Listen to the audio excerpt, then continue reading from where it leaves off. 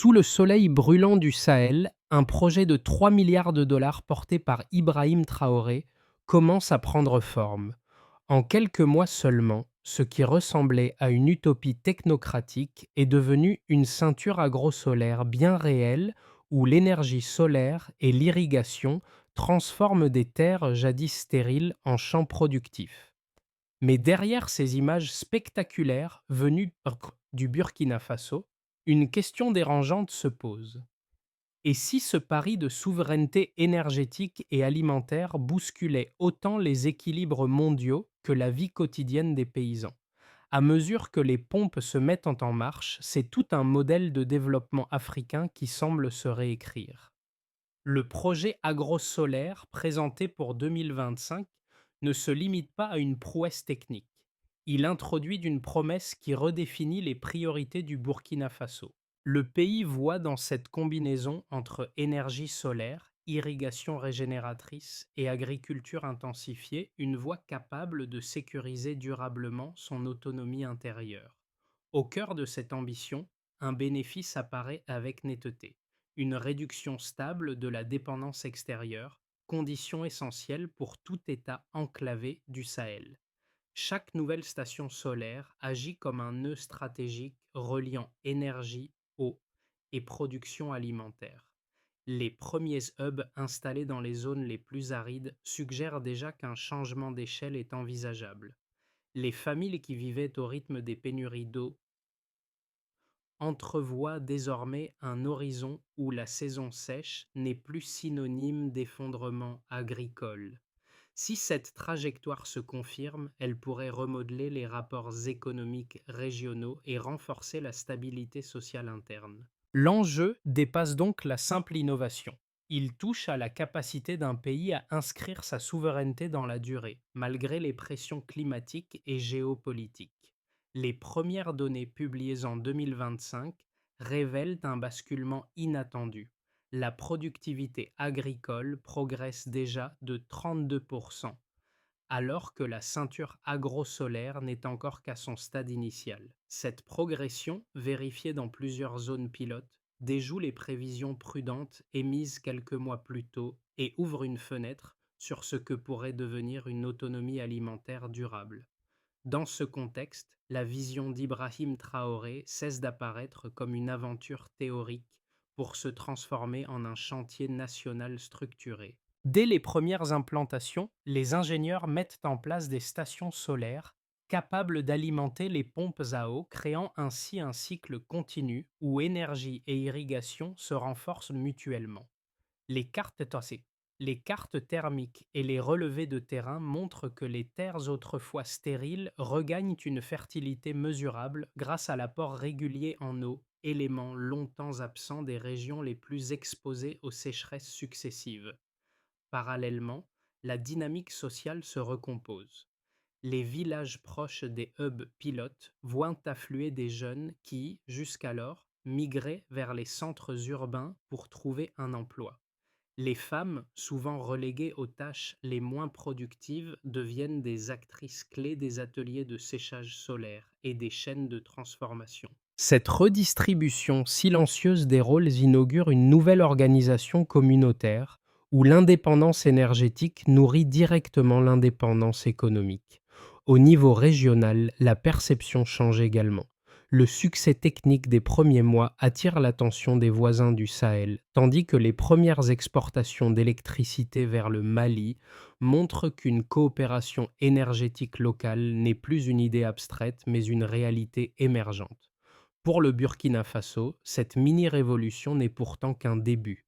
Si les chiffres continuent de corroborer la validité du modèle, le pays pourrait entrer dans une phase où la souveraineté n'est plus un objectif lointain mais un chantier quotidien, porté autant par les infrastructures que par les communautés qui les font vivre. Dans les premiers villages connectés à la ceinture agro-solaire, deux figures émergent comme repères pour comprendre l'impact réel du projet. Le paysan qui retrouve une terre fertile et la femme qui prend la tête des ateliers solaires. Le premier, installé depuis des décennies sur une parcelle devenue poussière, voient l'irrigation rétablir un cycle agricole qu'ils croyaient perdu. Les sillons qu'ils tracent désormais ne sont plus un pari incertain. Ils s'inscrivent dans un sol réhydraté par les pompes alimentées en continu.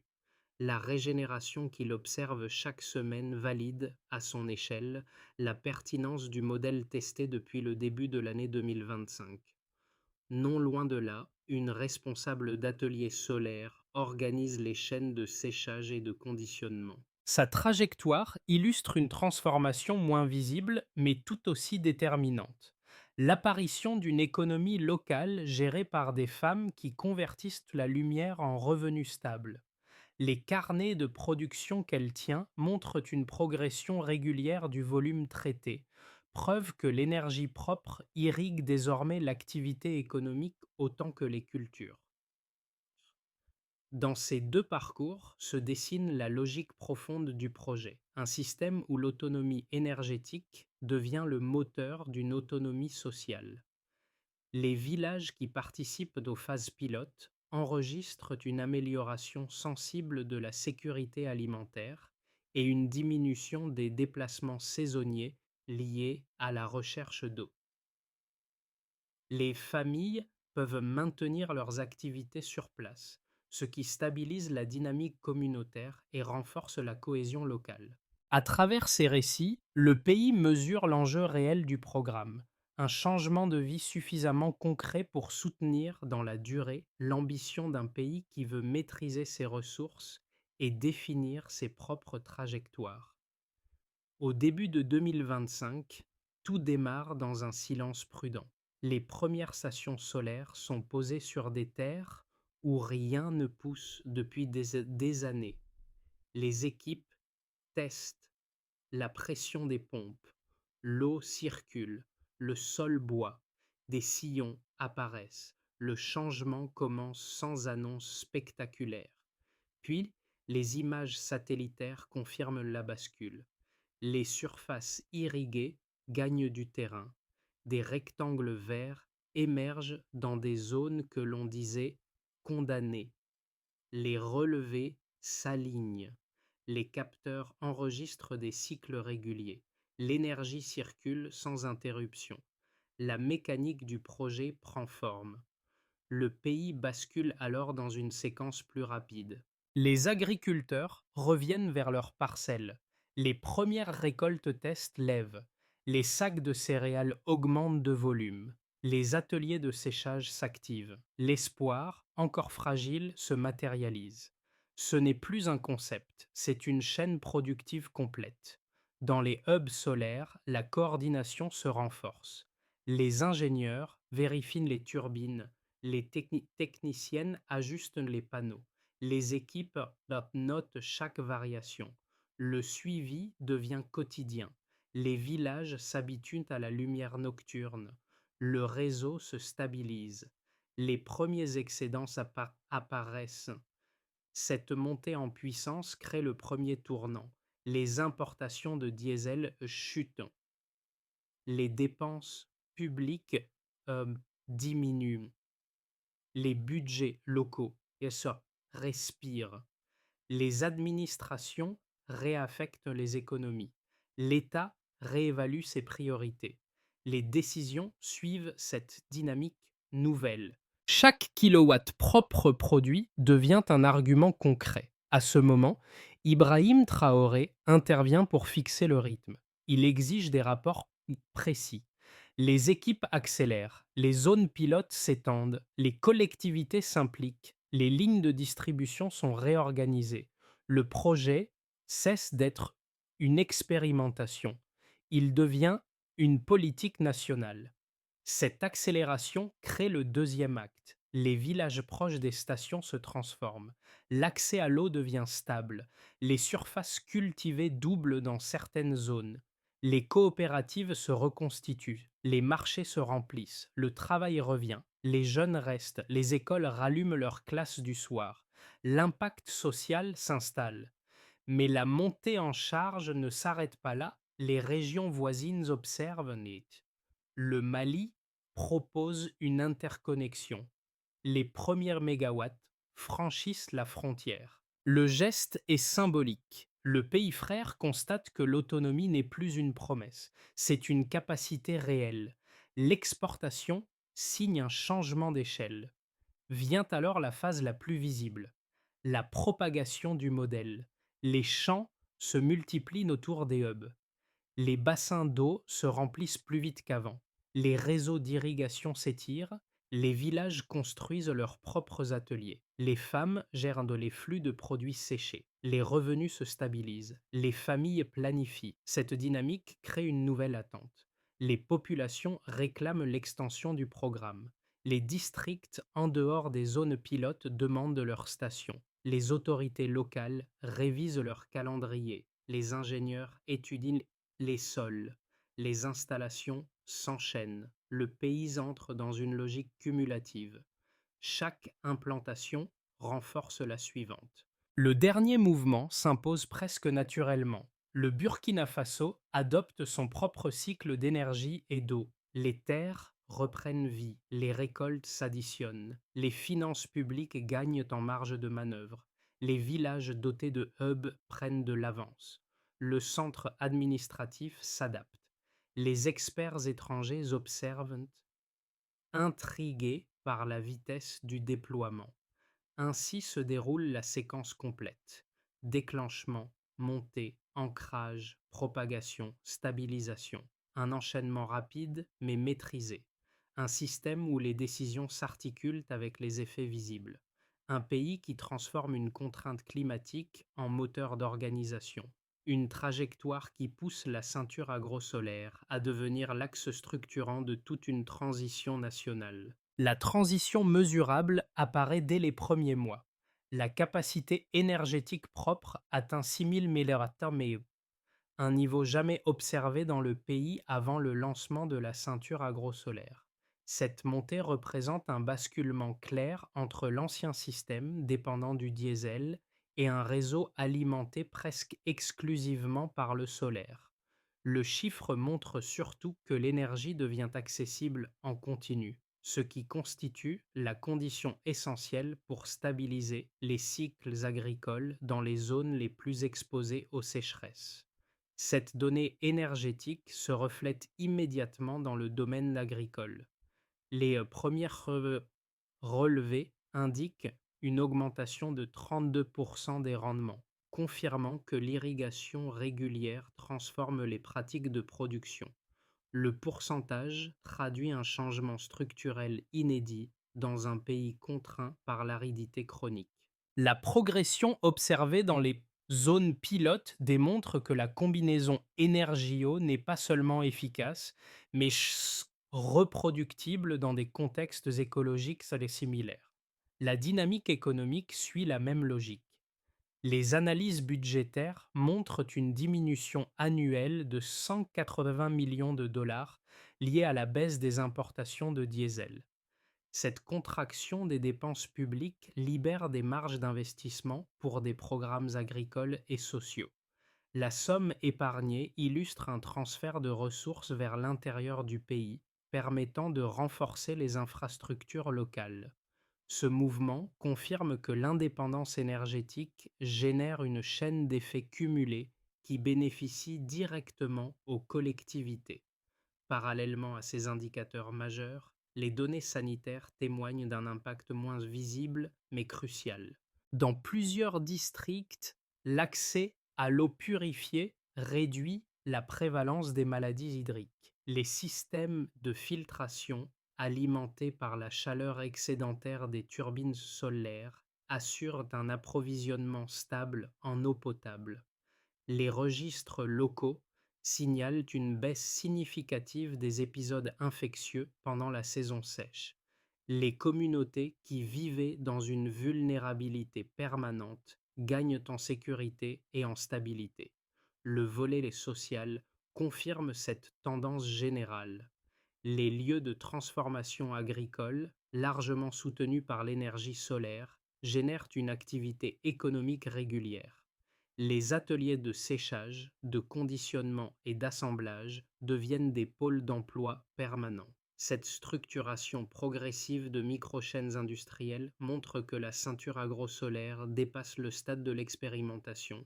Le développement non agricole s'installe durablement dans les villages, créant un tissu économique distinct de l'agriculture traditionnelle. Les observateurs régionaux notent également que le pays adopte une logique d'intégration plus large. Les premières exportations d'électricité témoignent d'un excédent réel et non d'un simple effectif symbolique. La circulation transfrontalière de l'énergie attire l'attention des pays voisins et renforce la position du Burkina Faso dans les échanges régionaux. Les rapports internes soulignent que ce flux énergétique stabilise les réseaux locaux et génère un revenu additionnel. Dans l'ensemble, les preuves chiffrées consolidées en quelques mois décrivent une trajectoire cohérente. La production énergétique augmente, les rendements agricoles progressent, les dépenses liées au diesel baissent et les effets sociaux se multiplient. Ce faisceau d'indicateurs montre que la ceinture agrosolaire n'est pas un modèle ponctuel, mais un système circulaire en expansion, capable de redéfinir la gestion des ressources dans un pays soumis aux aléas climatiques. Les critiques les plus structurées soulignent d'abord un risque financier majeur. Selon plusieurs économistes occidentaux, un modèle reposant presque exclusivement sur un financement local manquerait de robustesse face aux aléas extérieurs. Il rappelle que l'absence de prêts internationaux prive le pays de réserves de sécurité, notamment lors de périodes de fluctuations économiques mondiales. Ils mettent également en avant la vulnérabilité structurelle d'un système dépendant d'équipements importés, particulièrement les panneaux solaires et les batteries, dont les chaînes d'approvisionnement demeurent sensibles aux tensions géopolitiques. Pour ces analystes, une montée en puissance trop rapide pourrait créer des fragilités techniques et logistiques susceptibles de ralentir l'ensemble du dispositif. Un second courant critique avance une inquiétude différente, celle d'un isolement diplomatique potentiel. Le refus de certains financements internationaux est perçu par des observateurs comme une stratégie pouvant réduire la coopération régionale ou internationale à moyen terme. Ces voix estiment qu'un modèle trop centré sur la souveraineté pourrait décourager les partenariats, limiter l'accès à des innovations technologiques avancées et restreindre la circulation des expertises. Elles affirment que le développement d'un réseau énergétique interconnecté nécessite un degré élevé d'ouverture, ce qui pourrait être remis en question si le pays poursuit une trajectoire jugée trop indépendante. La réponse aux deux blocs d'arguments repose sur des éléments concrets issus des premiers mois de mise en œuvre. La production locale d'équipements solaires progresse, réduisant déjà de 40% les importations liées à la maintenance. Trois usines d'assemblage, une unité de batterie et une chaîne dédiée aux séchoirs solaires renforcent progressivement un tissu industriel national. Cette évolution atténue la dépendance extérieure redoutée dans le premier argument. Par ailleurs, la coopération régionale se développe grâce aux premières exportations d'électricité vers le Mali, démontrant qu'autonomie et d'intégration ne sont pas incompatibles. Le système énergétique stable généré par les hubs solaires devient même un atout pour les partenaires voisins, ce qui invalide l'idée d'un isolement automatique. L'ensemble montre qu'un examen rigoureux des critiques reste utile, mais que les données observées jusqu'ici confirment la viabilité du modèle lorsqu'il s'appuie sur une diversification progressive des capacités locales et un ancrage régional mesurable. La bascule apparaît soudain. Les relevés du second trimestre montrent une progression plus rapide qu'attendue dans les zones pilotes, transformant ce qui semblait être un simple projet d'infrastructure en un modèle opérationnel d'autonomie circulaire.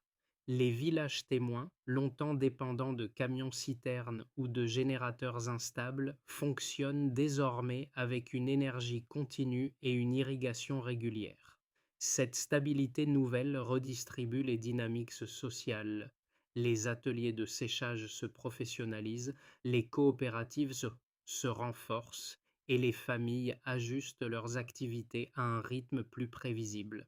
À ce stade, la vision d'Ibrahim Traoré passe de l'idée ambitieuse à la preuve palpable.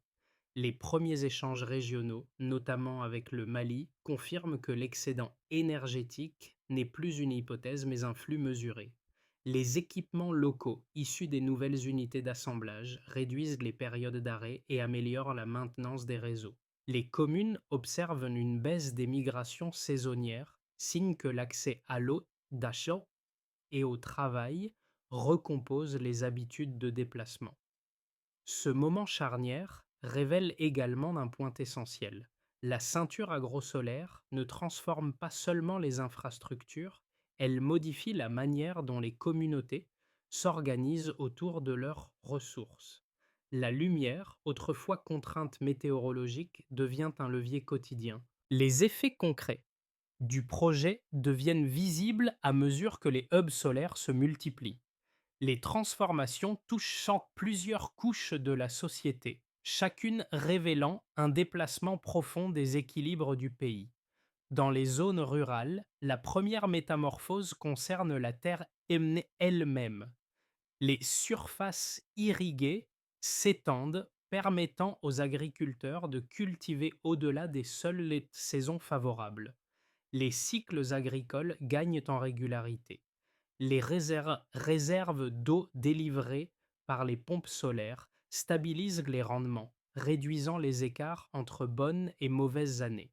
Les coopératives locales revoient leur organisation car les surplus deviennent prévisibles et permettent de constituer des stocks destinés au marché régional. Cette nouvelle capacité de production transforme profondément les villages, qui passent d'une logique de survie à une logique de planification. Les ateliers créés autour des stations solaires se développent en pôles économiques essentiels. Les unités de séchage, d'assemblage et de conditionnement génèrent une activité continue, attirant de nouveaux acteurs économiques vers les districts équipés. La demande en matériaux, en maintenance et en logistique stimule une économie secondaire plus diversifiée. Plusieurs petites entreprises émergent, Massameat, spécialisées dans les réparations, la distribution ou la transformation des produits agricoles. La création d'usines locales de batteries et de panneaux solaires consolide cette dynamique. Le tissu industriel, inexistant quelques années plus tôt, acquiert une cohérence fonctionnelle. Les déplacements internes diminuent sensiblement dans les régions pilotes. Les jeunes restent dans leur localité grâce à la disponibilité de l'eau et aux emplois créés par les ateliers solaires.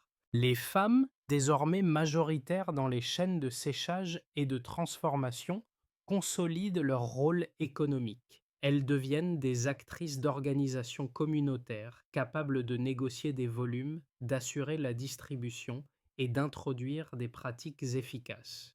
Les écoles bénéficiant de l'électricité étendent leurs horaires, les enfants étudient le soir. Cette continuité scolaire redéfinit le rapport des familles à l'éducation. Le sentiment d'ancrage territorial s'intensifie, car la vie quotidienne n'est plus dictée par l'incertitude hydrique. À l'échelle régionale, la présence d'un excédent énergétique constant modifie les relations entre États voisins.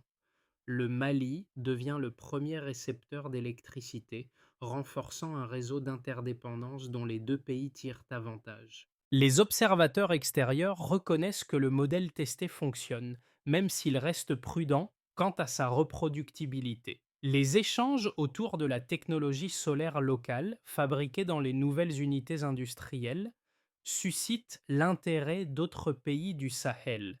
Cette circulation de l'énergie et du savoir-faire participe à une forme d'intégration économique nouvelle, appuyée sur un système résilient plutôt que sur des accords financiers fragiles. Dans cet ensemble d'impacts, la cohérence du projet imaginé par Ibrahim Traoré apparaît avec netteté. Les effets ne se limitent pas à la production énergétique ou aux rendements agricoles. Ils recomposent l'organisation sociale, industrielle et régionale. Le pays entre progressivement dans un cycle où la stabilité des ressources crée des dynamiques durables capables de transformer les perspectives à long terme. Sur les 12 prochains mois, l'évolution de la ceinture agrosolaire dépendra de la manière dont les infrastructures, les communautés et les partenaires régionaux absorberont la dynamique déjà amorcée. Trois chemins distincts se dessinent, chacun traduisant un équilibre différent entre stabilité, expansion et résistance aux pressions extérieures. Dans cette trajectoire, le pays stabilise d'abord les hubs existants avant d'en ouvrir de nouveaux. Les stations solaires continuent de produire un volume élevé d'énergie propre, tandis que les rendements agricoles restent solides, bien que moins spectaculaires que dans les phases initiales. Les régions qui ont reçu les premières installations renforçant leur maintenance, améliorent leurs réseaux locaux et vérifient la capacité des infrastructures à supporter des cycles plus longs. Une coopération douce se poursuit avec le Mali et le Niger, offrant un flux régulier d'énergie exportée. Le pays avance alors à un rythme régulier, stabilisant les progrès, sans prendre de risques excessifs. Cette approche crée un modèle reproductible pour d'autres zones du Sahel, fondé sur la prudence et l'ajustement graduel. Ce chemin s'active lorsque l'afflux d'investissements africains et régionaux se renforce. De nouvelles lignes d'interconnexion apparaissent, notamment en direction de la Côte d'Ivoire et du Ghana. Les pôles agricoles, stimulés par une énergie abondante, atteignent des rendements supérieurs aux prévisions, dépassant le cadre des zones pilotes. Les ateliers se multiplient, les chaînes de transformation montent en capacité et les excédents deviennent un levier de développement. Des chercheurs et ingénieurs d'autres pays africains s'intéressent au modèle, ce qui stimule à la fois l'innovation locale et la visibilité régionale. Dans cette perspective, le pays devient un laboratoire continental de souveraineté circulaire, démontrant que l'intégration énergie-agriculture peut soutenir une croissance soutenue. Dans cette variante, les succès du projet entraînent des tensions diplomatiques avec certains acteurs internationaux. Des restrictions commerciales apparaissent, des cyberattaques perturbent les infrastructures. Les chaînes d'approvisionnement en batteries et en panneaux connaissent des retards, ce qui rallonge les temps de maintenance et augmente les coûts. Malgré ces obstacles, le réseau énergétique interne conserve une autonomie minimale grâce au financement local et à l'implication communautaire. Les villages continuent d'accéder à l'eau et à la lumière même si le rythme d'expansion ralentit. Le système résiste, mais la marge stratégique se réduit, obligeant les équipes techniques à privilégier la stabilisation plutôt que l'extension. Dans l'ensemble, ces trois scénarios illustrent une même idée. La ceinture agrosolaire dispose désormais d'une base suffisamment solide pour résister aux fluctuations, mais son évolution dépendra de la manière dont les ressources, les alliances et les pressions seront gérées dans les prochains mois. Les transformations provoquées par la ceinture agrosolaire ne s'observent pas uniquement dans les statistiques ou les infrastructures. Elles se reflètent aussi dans la vie quotidienne de celles et ceux qui habitent ces territoires. Pour beaucoup, l'accès permanent à l'eau marque un changement profond dans la manière d'organiser une journée. Les familles n'ont plus à parcourir des kilomètres pour atteindre un puits instable. La sécurité hydrique modifie les gestes simples, redonne du temps et allège la charge physique des villages. Les communautés locales ressentent également une nouvelle stabilité alimentaire. Les récoltes plus régulières permettent de planifier les repas et de réduire la dépendance au marché extérieur. Cette sécurité transforme le rapport à la saison sèche, longtemps perçue comme une période de précarité. Les ménages investissent davantage dans la préparation de semences, dans la conservation et dans l'amélioration des sols. Ce mouvement renforce le sentiment d'autonomie et de continuité. Pour la jeunesse, l'énergie continue, ouvre des perspectives inédites. Les salles de classe éclairées le soir accueillent des activités d'études qui n'étaient pas possibles auparavant. Les adolescents peuvent suivre des cours supplémentaires, accéder à des formations pratiques ou participer à des ateliers communautaires. Cette régularité, simple en apparence, modifie la manière dont les familles envisagent l'avenir scolaire de leurs enfants. Les choix professionnels s'élargissent et intègrent désormais des métiers liés à l'énergie, à la maintenance ou à l'agrotransformation. Du côté de la diaspora, l'effet est tout aussi tangible. Les images de villages éclairés et de champs réhydratés suscitent un regain d'intérêt. Les transferts financiers se stabilisent. Plusieurs familles envisagent de soutenir des projets locaux ou d'investir dans des ateliers communautaires. Cette circulation renouvelée des ressources crée un sentiment de reconnexion entre ceux qui sont partis et ceux qui restent. Dans ces dynamiques se révèle un même fil conducteur. Le quotidien se structure autour d'une énergie fiable, d'une d'une accessible et d'une agriculture revitalisée. Ce sont ces éléments, visibles et concrets, qui permettent aux habitants d'imaginer un futur moins incertain. La consolidation du modèle agro-solaire nécessite une organisation progressive et mesurable. Chaque phase doit renforcer la suivante, afin de garantir que l'autonomie énergétique et alimentaire reste durable sur plusieurs années. Le pays s'appuie déjà sur des résultats tangibles, et la feuille de route définie pour les 5 prochaines années clarifie les priorités. Elle fixe un cadre précis que les collectivités peuvent suivre tout en l'adaptant à leurs besoins. Cette vision, portée par Ibrahim Traoré, repose sur 5 axes interdépendants. Chaque village de plus de 2000 habitants doit disposer d'un hub solaire opérationnel d'ici 2028. Le financement local structure un fonds de maintenance garantissant la continuité sans dépendre de ressources extérieures. 3 nouvelles usines d'assemblage doivent être construites pour produire panneaux et batteries en quantité suffisante. L'objectif est de réduire complètement les importations techniques à l'horizon 2030, tout en créant des emplois spécialisés. Des instituts agroénergétiques pilotent et des universités rurales développent des semences et pratiques adaptées à l'irrigation solaire. Cette interface améliore la productivité et renforce la résilience des zones cultivées. Un corridor logistique partagé avec le Mali et le Niger permettra d'acheminer surplus énergétiques et agricoles. Ce réseau stimule une économie régionale solidaire et réduit les pertes post-récolte. Un indice national combinant kilowatts produits, hectares irrigués et emplois créés permet de mesurer les avancées. Les collectivités ajustent ainsi leurs actions sans perdre de vue les priorités. Dans cette structure à 5 niveaux se construit un cadre stable, capable d'assurer la montée en puissance du système tout en maintenant un contrôle local solide.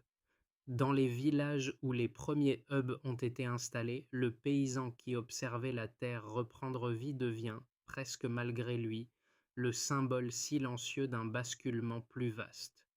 Sa parcelle, autrefois sèche et imprévisible, porte désormais les traces d'un cycle stable qui transforme la relation entre la lumière, l'eau et le travail humain. À quelques pas, la femme qui dirige l'atelier solaire poursuit son activité quotidienne avec une assurance nouvelle, ajustant les séchoirs et organisant les livraisons comme si cette coordination avait toujours fait partie du paysage.